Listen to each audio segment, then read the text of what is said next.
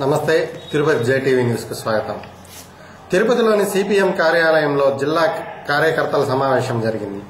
ఈ సమావేశానికి రాష్ట్ర నాయకులు గఫూర్ ముఖ్య అతిథిగా విచ్చేసి సభనుద్దేశించి ప్రసంగించారు. అనంతరం సిపిఎం నాయకులు కందారపు మురళి మీడియాతో మాట్లాడుతూ ప్రభుత్వ ప్రజా వ్యతిరేక విధానాలకు నిరసనగా భవిష్యత్తులో చేయబోయే కార్యక్రమాలపై ఈ సమావేశంలో నిర్ణయం తీసుకున్నట్లు తెలిపారు.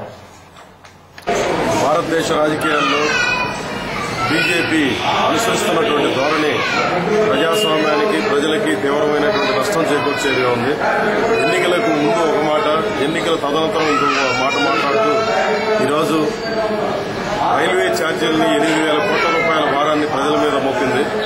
దాంతోపాటు మరిన్ని కఠిన నిర్ణయాలు చేయాల్సినటువంటి అవసరం ఉంది దేశాభివృద్ధి కోసం అని చెప్పి స్వయంగా ప్రధానమంత్రి నరేంద్ర మోడీ, ఆర్థిక మంత్రి అరుణ్ జైట్లీ పదే పదే మాట్లాడుతున్నారు.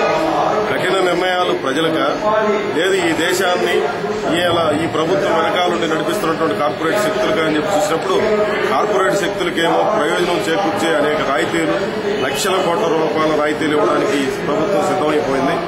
ప్రజల మీద మాత్రం విపరీతమైనటువంటి భారాలు మోపడానికి సన్నద్దమవుతున్నదానికి నిదర్శనం రైల్వే ఛార్జీల పెంపుదలే కనిపిస్తుంది.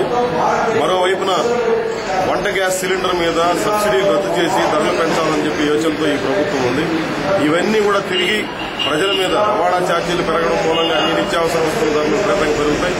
మరిన్ని ధరలు పెంచడం మూలంగా ఒకదానికొకటి తోడ్పాటై విపరీతంగా రాష్ట్రంలో ఆర్టీసీ బస్ ఛార్జీల దగ్గర నుంచి సామాన్యమైనటువంటి ప్రజలు వాడే అన్ని రకాల నిత్యావసర వస్తువుల ధరల దాకా విపరీతంగా పెరిగిపోయే పరిస్థితి ఉంది. బీజేపీ ప్రభుత్వం అధికారంలోకి వచ్చిన తర్వాత కాంగ్రెస్ కు బీజేపీకి ఏమాత్రం తేడా లేనటువంటి పరిస్థితిని కల్పింపజేస్తున్నారు.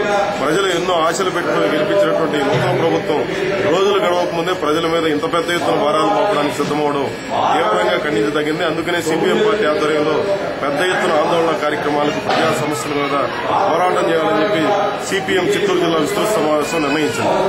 అంటే ఇప్పటి వరకు కూడా రైతుల రుణమాఫీతో కమిటీలతో కాలయాపన, దాన్ని మీరు ఏ విధంగా ఒకవేళ చేస్తారని భావిస్తున్నారా? ఇలాగే కాలయాపన చేస్తారని వాళ్ళ మీద ఏమైనా మీకు సందేహాలు? చంద్రబాబు ప్రభుత్వం ఎన్నికలకు ముందర చంద్రబాబు నాయుడు గారు సభలన్నింటిలో రైతుల రుణమాఫీ మీద మొదటి సంతకం మేము చేయబోతున్నామని చెప్పి పదే పదే ప్రకటన చేశారు.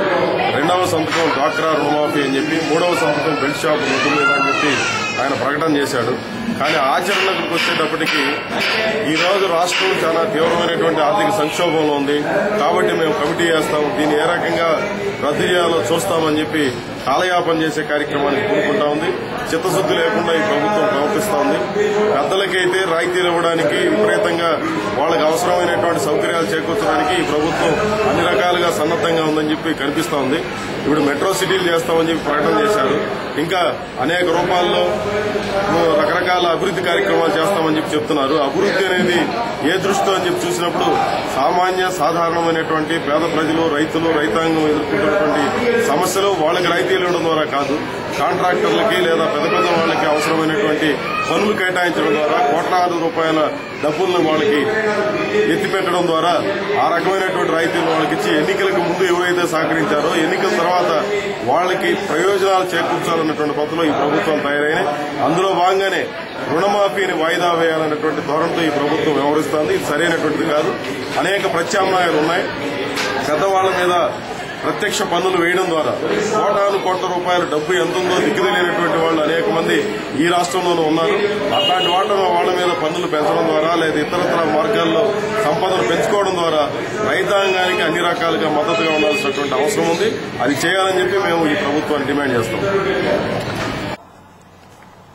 నమస్తే. తిరుపతి జేటీవీ న్యూస్ కు స్వాగతం. అఖిల భారత వ్యవసాయ కార్మిక సంఘ సమావేశాలు జూలై 30, 31వ తేదీ ఒంగోలులో జరగనున్నట్లు సిపిఎం నాయకుడు కుమార్ రెడ్డి తెలిపారు. అనంతరం సమావేశాల గోడపత్రికను తిరుపతి సిపిఎం కార్యాలయం నందు ఆయన ఆవిష్కరించారు. వ్యవసాయ కార్మిక సంఘం మహాసభలు వరంగల్లో జూలై 30, 31 జరగబోతున్నాయి. దేశవ్యాప్తంగా వ్యవసాయ కార్మికుల, పేదల హక్కుల కోసం నిరంతరం ఆందోళన చేస్తూ వాళ్ళ సౌకర్యాల కోసం పనిచేస్తున్న ఈ మహాసభల సందర్భంగా దేశంలోనూ ఈ రాష్ట్రంలోనూ వ్యవసాయ కార్మికులకు అభ్యున్నతికి కావాల్సిన విషయాలు చర్చించి ప్రభుత్వాల దృష్టి తీసుకొచ్చడం కోసం ఈ కార్యక్రమం నడుస్తుంది.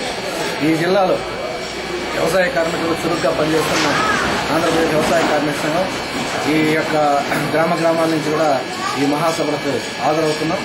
ఈ సందర్భంగా ముఖ్యంగా తెలుగుదేశం ప్రభుత్వం ఉపాధి హామీ పథకాన్ని నీరుగార్చి వేతనదారులకి భూస్వాములకి ఉపయోగపడే విధంగా మార్చాలని ఒక ప్రయత్నం చేస్తా ఉంది.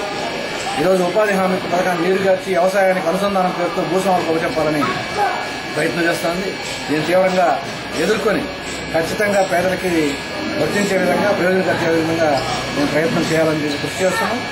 ముఖ్యంగా ఈరోజు ఉపాధి హామీలో ఉన్న ఫీల్డ్ వర్క్ స్టాఫ్ అందరినీ కూడా తీసేసి తమ పార్టీకి సంబంధించి పెట్టుకోవాలని చెప్పి తెలుగుదేశం పార్టీ ప్రయత్నిస్తోంది.